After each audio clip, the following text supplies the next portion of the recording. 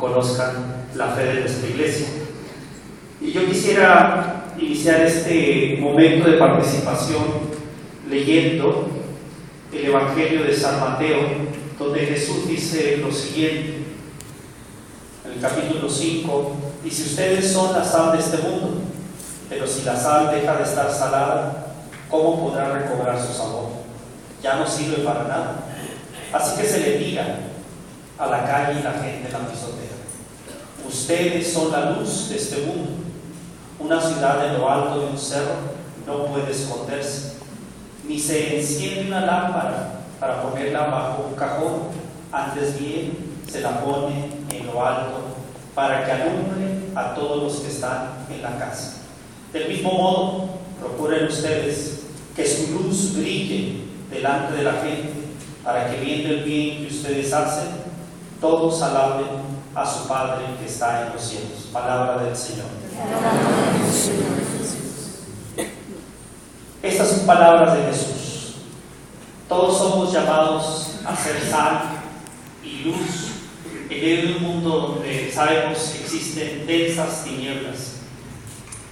Yo creo que en la práctica, como bautizados, como laicos, pues tenemos una tarea, ya lo sabemos, se nos ha dicho. Sé que aquí están reunidos de diferentes movimientos, diferentes apostolados, y una cosa le hemos escuchado continuamente, que somos parte de la iglesia, y la iglesia no se compone solamente de sacerdotes, obispos, cardenales y el Papa, sino que la iglesia la formamos cada uno de nosotros, los bautizados, los consagrados, los laicos que estamos participando activamente en la iglesia, y nuestro papel afuera, en casa, en familia, por supuesto, en el trabajo, en lo que trabajemos, debemos dar testimonio de que Cristo realmente vive. Y por eso Jesús dice que seamos esa luz.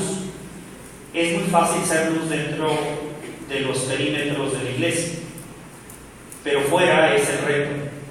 Y por supuesto lo reta porque afuera, como Jesús diría, hay muchas tentaciones, y siempre la oferta de desviarnos del camino está ahí. Les platico un poco de la historia personal, parte ya lo escucharon. Yo nací en Tijuana, una madre soltera que se dedicó a cuidarme, siendo que había sufrido mucho ella en su adolescencia, como joven. Viajó desde el sur de México para irse a la frontera con el mismo deseo que tantas personas lo han hecho. Llego a Tijuana y cruzo la línea y me voy a ir a los Estados Unidos a ver si me va mejor que acá. Con toda esa ilusión ella fue, y ella en su soledad, en su tristeza, porque no tenía ni un miembro de familia allá en Tijuana, logra tener un trabajito. Y en una de esas noches, mi madre dio cuenta que se le pasaron las copas con sus amigos y amigas. Y bueno, despertó otro y dijo: ¿qué pasó aquí? Y resulta de que pues dijo: bueno, me equivoqué, era una mujer que creía en Dios, iba a la iglesia, pero así sucedió. Pues pasaron los días y los meses, se dio cuenta que no había sido solamente una noche de copas, había quedado embarazada de esa noche. Ella le prometió a Dios, dijo: si este hijo se da, pues voy a dedicar mi vida a él, voy a hacer un cambio en mi vida, voy a ordenar mi vida. Y de ahí surge la historia de Noel. Nací en una vecindad, en una casa de cartón, allí en Tijuana, y pues ahí comienza una nueva historia. Dice mi madre que yo nací el viernes a las 3 de la tarde, y el día domingo la primera salida fue a la Basílica de Nuestra Señora de Guadalupe, allí en Tijuana. Y cuenta mi madre pues que ahí en la catedral le dijo: pues aquí está el niño y ayúdame a dedicar mi vida a él. Y así fue. Mi madre tuvo un cambio desde ese momento. Ella empezó a buscar la forma de cómo atenderme, cómo cuidarme, cómo estar conmigo y lo que hace una madre, ¿no? Que se interesa. Muchas gracias. Y bueno, la historia comienza. Mi madre era vendedora ambulante, vendía en las calles tortas, lo que estaba de moda. Dice mi madre que en un momento, cuando yo tenía unos 3 meses, me metía debajo del carrito abajo y arriba las tortas o lo que vendía iba al parque, y ahí vas abajo. Pues esos primeros años fueron de experiencia para mí, porque me di cuenta que mi mundo no era tan malo. Vivía en una vecindad, corría con los demás niños.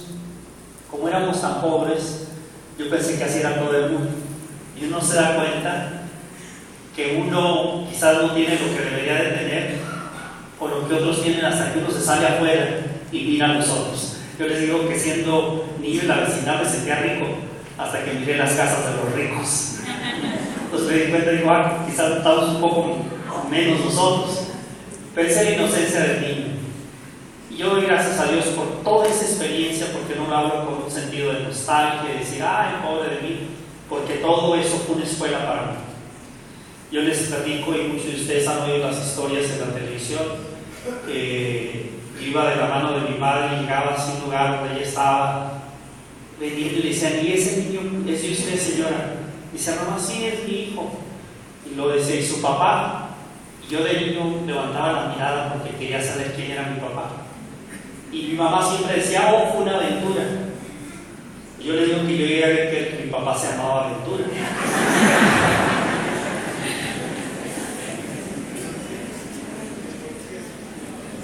Y yo le digo a mi mamá, ¿y qué aventura te aventaste?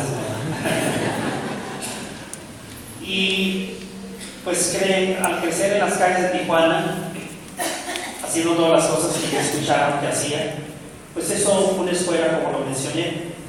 Pero cuando voy a Estados Unidos a los 17 años, digo, ahora sí, de aquí soy, hablaba el idioma, porque de niño a veces nos quedábamos 2, 3 años, y entonces el idioma del niño lo hablaba. Inclusive, confieso de que pasaba la línea hablando inglés y me enseñaba ningún documento, porque decía, soy ciudadano americano, y hablaba con los americanos, pues pásale, pero es ilegal. Y a los 17 años me voy a Estados Unidos y empiezo a ver qué es lo que iba a hacer. Empiezo a trabajar, empiezo a estudiar, me meto al colegio. Quería yo hacer algo y me iba a meter a que mi madre ya no trabajara, darle un lugar donde ella, una casa. Empiezo a trabajar y ahí surge pues todo un inicio de una vida diferente. Ya trabajo, así ya me siento ya no el niño, sino quizás el esposo que podía apoyar a mi mamá en ese sentido de respaldo. Y ya una vez en esa adolescencia, en ese tipo de juventud, pues como todos los jóvenes empecé a ver qué había como joven, probar diferentes cosas, ir a los bailes, tomar, fumar, y bueno, todo lo que en muchos casos los jóvenes buscamos en esa etapa de nuestra vida, el fútbol y todo lo demás. Esa era mi vida, pero descubrí ya de los 17, 18, 19 años que no me llenaba. Entonces a esa etapa de mi vida yo decía, si esto es todo lo que ofrece el mundo, placer, sexo, drogas, alcohol, fiestas, y digo, si esto es todo lo que hay aquí, pues qué aburrido. Entonces yo empecé a descubrir que tanto yo como mis amigos estaban buscando cuál era la siguiente fiesta, cuál va a ser el siguiente baile, cuál va a ser lo siguiente, dónde nos vamos a reunir para hacer esto y lo otro. Entonces yo a comprender que esta es una vida muy vacía, esta es una vida de aburridos, porque el aburrido brinca de un lado a otro a ver dónde llena su corazón, pero resulta de que uno se da cuenta que lo llena un poco de placer, le alegra un poco, pero después está vacío y más vacío, porque nuestra conciencia nos reclama que estamos haciendo las cosas mal. Resulta de que paso por un momento de crisis. Digo crisis porque se dice que antes de una conversión debe haber una crisis. Quien tiene una conversión tiene una crisis anteriormente. de identidad, de quién soy yo, para dónde voy, por qué estoy aquí. Todo eso me sucedió entre los 18 y 21 años. A los 20 años nos casamos, Sara y yo, y dije yo, bueno, ahora ya casado, quizás voy a ver si a lo mejor con la familia ya se llena eso que yo tengo en mi corazón, que no se ha llenado con las cosas que he hecho. Dije, a lo mejor ya tengo una esposa, tenemos hijos, y ya me siento más pleno.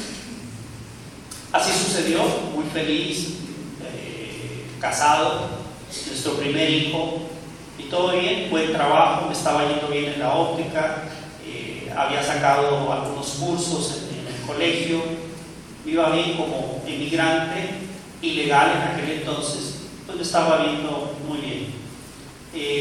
Pero seguía el vacío, seguía la necesidad que hay algo más en este mundo. Y yo de niño sabía que Dios existía, por supuesto, gracias a la fe de mi madre. Y llega ese momento de crisis y digo, ¿qué más? Empecé a ir a misa ya ahora casado, dije, ahora sí, porque iba a misa cada vez que se casaba un amigo mío o una quinceañera, ¿no? O cada año en misa de gallo. Ya que me casé dije, me voy a ordenar, voy a ir a misa ya los domingos con mi esposa, con nuestro niño, y empecé a ir a misa.